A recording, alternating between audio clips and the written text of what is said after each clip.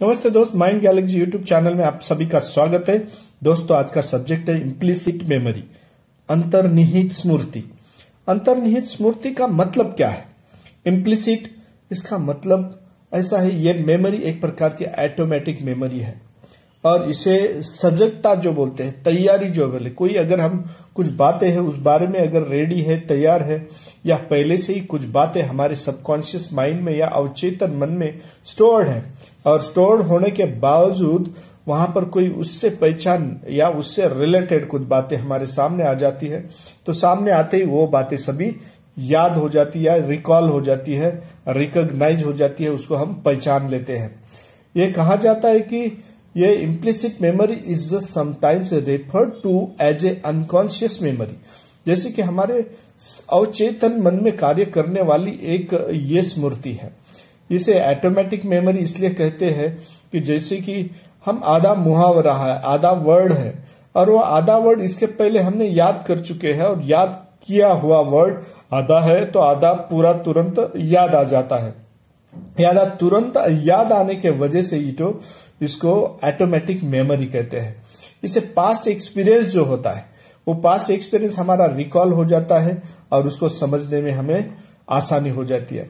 जैसे कि हमने बार बार एक कोई गाना सुना है और जैसे एक आधी बार कभी हम बहुत दिन के बाद उसकी धुन भी सुनते हैं तो गाना याद आ जाता है।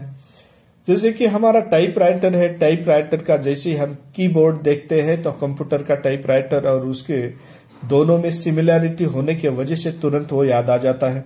और इसी तरीके से जो काम करने वाले अगर मेमोरी है या इसी तरीके से हमारा अनुभव है, जैसे क्लासिकल कंडीशनिंग थ्योरी में यही प्रकार होता है कि पहले जो है कि वहां पर एक ऐसा एक्सपेरिमेंट दिया गया है कि कोई आवाज है, आवाज के वजह से हम सतर्क होते हैं, और दूसरी बात है कि जैसे खाना दिया तो भूख लगती है, तो खाना देने का और भूख लगने जो है ये दोनों बात कोई बात रिलेटेड है, और मगर बेल बजाने के बाद भूख लगना ये बात कोई रिलेटेड नहीं है। फिर भी ऐसा बार बार एक्सपीरियंस करने के बाद वो हैबिट फॉर्मेशन हो जाता है और तुरंत जैसे कि उस डॉग में जो है परिवर्तन आता है और वैसे ही जैसे ही बेल बजती है उसे भूख लगना शुरू हो जाता है। इसी तरीके से जो इसको क्लासिकल कंडीशनिंग थ्योरी कहते हैं और इसे प्रोसीजरल मेमोरी भी कहते हैं। इस तरीके से कोई एक्सपीरियंस अगर रिकॉल होता है, इस रिकॉल होने की प्रक्रिया को ही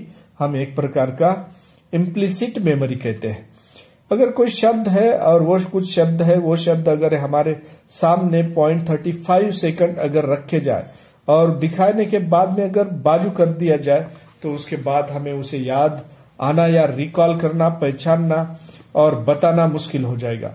मगर 24 घंटे कोई बात हमारे सामने है और बार बार हम देख रहे हैं तो उसको रिकॉल तुरंत कर देंगे। जैसे कि टीवी में कोई एडवर्टाइजमेंट आती है, जैसे ही वो एडवर्टाइजमेंट आती है उसमें से थोड़ी सी भी अगर झलक दिखाई जाए तो हम पूरा उसे रिकॉल कर लेते हैं।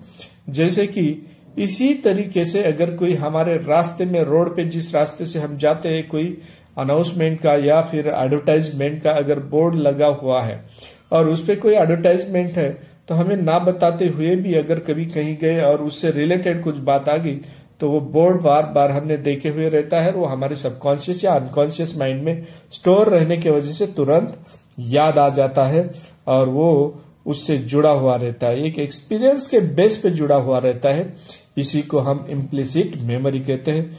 दोस्तों, इस मेमोरी को किस तरीके से याद करने के लिए या बहुत बार हमें आधा अधूरा हमारा एक्सपीरियंस बेस पे ये मेमोरी पावर कार्य करते हैं, इसी को इम्प्लिसिट मेमोरी कहते हैं। तो दोस्तों, अभी तक देख रहे थे आप माइंड गैलेक्सी में डॉक्टर जगदीश राठौड़। इसे बार बार देखने के लिए अच्छे तरीके से बहुत सारे नए वीडियो आएंगे, तो इसलिए इसे लाइक कीजिए, सब्सक्राइब कीजिए और बेल आइकन दबाइए। नमस्ते।